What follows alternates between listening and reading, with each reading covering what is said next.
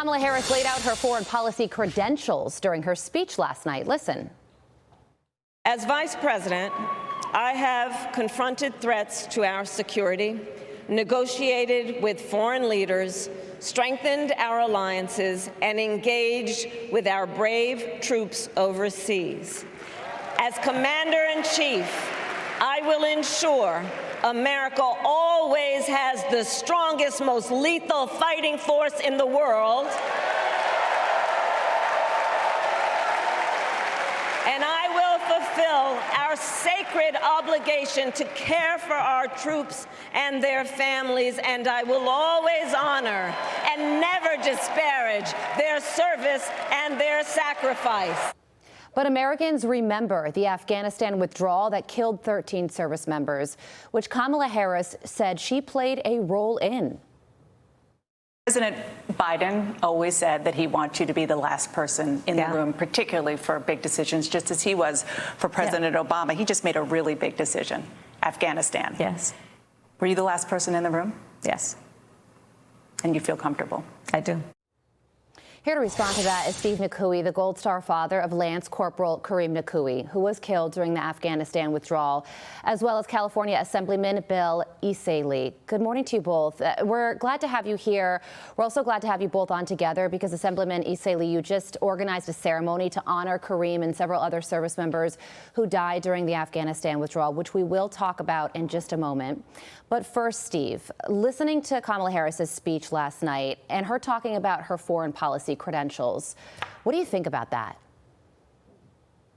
Hi, thank you for having me. I can tell you from experience that definitely Kamala Harris will never honor or give any kind of grace to the service and sacrifice of any of the armed services soldiers or you know, that would be in any fight or anything from the future, because she has not extended that to us or to any of the other 13 families that were killed in the Abbey Gate bombing. Yeah, well, she said that it's her sacred obligation to care for our troops and their families. We talk a lot about how President Biden responded to the tragedy of your son's killing in Afghanistan. Did Kamala Harris ever reach out to her? Did you speak to her at all in the days after that happened? Absolutely not. Yeah, at least Joe Biden was there for the Dover dignified transfer, and that was anything but dignified, but he was there and she was not. And more of a point, you know, if she was the last person in the room and looking at the optics of the evacuation, I think as a mother, she had a duty to at least talk some sense into Joe Biden and tell him, hey, this is not right. You know, this is going to cause a catastrophe and we might lose some lives. Instead, she doubled down on it and endorsed him and said, you know, hey, I was the last person in the room. Well, now you own it, Kamala. Yeah, it's true. So, Assemblyman, what do you think about all of this? The withdrawal from Afghanistan was obviously a massive policy failure. And now she wants to be commander-in-chief. And just because time has passed doesn't mean that the decisions made in August of 2021 don't matter today. So do you think we should trust her when it comes to foreign policy and national security? Absolutely not. She's already demonstrated that she's untrustworthy. And, you know, the issue wasn't that we withdrew from Afghanistan. It was the manner in which we withdrew. It was totally and wholly incompetent.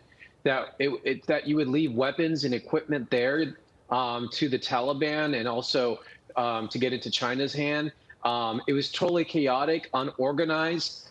It was like amateur hour, and it resulted in people dying. It resulted in 13 service members dying, 4 of which were from our state, the state of California, and there's no one to blame but Biden and Kamala Harris. They're ultimately responsible for this. And to date, they still do not accept responsibility. Joe Biden denied any service members died under his watch.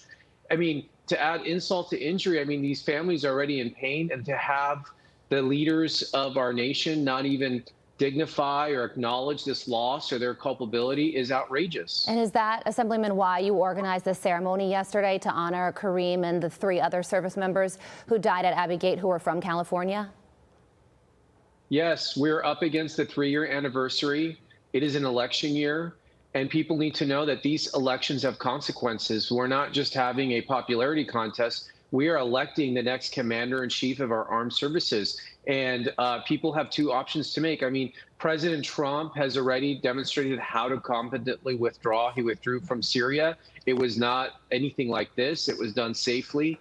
And then you have Biden and Harris, who had this disastrous withdrawal from Afghanistan. And if you remember, just days after, they went and they blew up a car filled with an innocent family to scapegoat and say, oh, we got the bombers. And it was disgusting that it was done in the name of our dead service members. Yeah, and an innocent Afghani family died. The guy was just putting water in his car, and children were killed in that failure after the major failure took place in August of 2021. So, Steve, really quickly to you, what did yesterday mean, having your son honored at the California State Capitol House?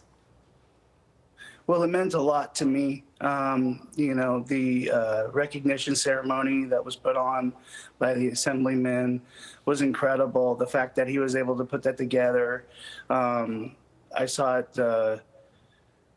You know, there was solidarity across party lines, so that was incredible. You know, everyone came up to me and thanked me for my son's service, Democrats and Republicans, and that was beautiful. It was something that we needed, something that should have been done 3 years ago, but I'm glad that it happened yesterday. Yeah, well, we will always remember what happened and the service of Kareem, a great American, and the 12 others as well. Steve, Assemblyman, thank you both so much for joining us. We appreciate you. Thank you. Thank you. You're very welcome.